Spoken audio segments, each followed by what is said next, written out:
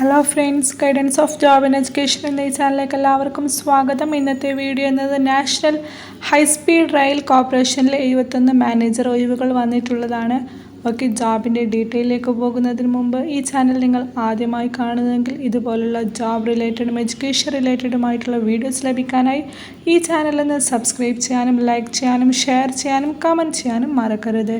എന്നാൽ നമുക്ക് ജോബിൻ്റെ ഡീറ്റെയിലേക്ക് പോകാം. National high speed rail corporation limited 2025 പുതിയ റിക്രൂട്ട്മെൻറ്റിന് അപേക്ഷ ക്ഷണിച്ചിരിക്കുകയാണ്. 71 ഒഴിവുകളാണ് ഇപ്പോൾ നിയമനം നടക്കുന്നത്. താൽപ്പര്യമുള്ള ഉദ്യോഗാർത്ഥികൾ NHSRCLൻ്റെ ഔദ്യോഗിക വെബ്സൈറ്റ് സന്ദർശിച്ച് ഏപ്രിൽ 24 മുമ്പായിട്ട് അപേക്ഷ നൽകേണ്ടതാണ്. ഈ ഒരു ജോബിൻ്റെ വേക്കൻസീസും അതേപോലെ തന്നെ പോസ്റ്റ് ഡീറ്റെയിൽസും നോക്കാം. National high speed rail corporation limited manager technical മാനേജർമാരെയാണ് ഇപ്പോൾ നിയമിക്കുന്നത്. ജൂനിയർ ടെക്നിക്കൽ മാനേജർ സിവിൽ 35 ഒഴിവുകളും ജൂനിയർ ടെക്നിക്കൽ മാനേജർ ഇലക്ട്രിക്കൽ 17 ഒഴിവുകളും ജൂനിയർ ടെക്നിക്കൽ മാനേജർ SNT 3 ഒഴിവുകളും ജൂനിയർ ടെക്നിക്കൽ മാനേജർ RS 4 ഒഴിവുകളും അസിസ്റ്റൻറ്റ് ടെക്നിക്കൽ മാനേജർ ആർക്കിടെക്ചർ 8 ഒഴിവുകളും assistant technical manager database administration ഒരേ ഒഴിവുകൾ, അസിസ്റ്റൻറ്റ് മാനേജർ പ്രൊക്യൂർമെൻറ്റ് ഒരേ ഒഴിവുകളും അസിസ്റ്റൻറ്റ് മാനേജർ ജനറൽ 2 ഒഴിവുകളുമാണ് ഇപ്പോൾ നിലവിൽ വന്നിട്ടുള്ളത്. ഈ ഒരു ജോബിലേക്ക് എങ്ങനെയാണ് തിരഞ്ഞെടുക്കുന്നത് നോക്കാം. മാനേജറിയൽ തസ്തികകളിൽ കമ്പ്യൂട്ടർ അധിഷ്ഠിത പരീക്ഷയും ഇൻ്റർവ്യൂവും നടക്കും. അതിനുശേഷം ഇതിൽ വിജയിക്കുന്നവരെ ഫിസിക്കൽ ടെസ്റ്റിന് വിളിപ്പിച്ചിട്ട് അതിൽ നിന്നാണ് സെലക്ട് ചെയ്യുന്നത്. ഈ ഒരു ജോബിലേക്ക് അപ്ലൈ ചെയ്യാനുള്ള യോഗ്യത എന്തെന്ന് നോക്കാം. അസിസ്റ്റൻറ്റ് മാനേജർ ഏതെങ്കിലും വിഷയത്തിൽ BTech ബിരുദം ആവശ്യമാണ്. അസിസ്റ്റൻറ്റ് മാനേജർ ജനറൽ ഏതെങ്കിലും വിഷയത്തിൽ ഡിഗ്രി ആവശ്യമാണ്. Junior technical manager civil BTech civil engineering 2 വർഷത്തെ എക്സ്പീരിയൻസും ആവശ്യമാണ്. ജൂനിയർ ടെക്നിക്കൽ മാനേജർ ഇലക്ട്രിക്കൽ എന്ന പോസ്റ്റിന് BTech ഇലക്ട്രിക്കൽ എഞ്ചിനീയറിംഗ് 2 വർഷത്തെ എക്സ്പീരിയൻസും ആവശ്യമാണ്.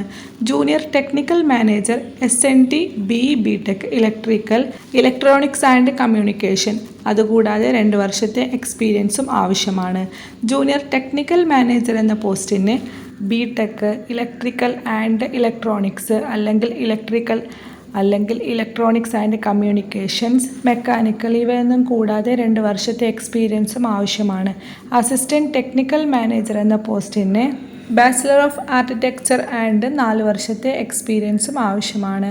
Assistant technical manager database administration എന്ന പോസ്റ്റിന് BTech അതുമല്ലെങ്കിൽ MCA ഫ്രം ഗവൺമെൻറ് ഏതെങ്കിലും അംഗീകരിച്ച ഗവൺമെൻറ്റിൻ്റെ അണ്ടർന്ന് MCA ഇതൊന്നും കൂടാതെ 4 years എക്സ്പീരിയൻസും ആവശ്യമാണ്.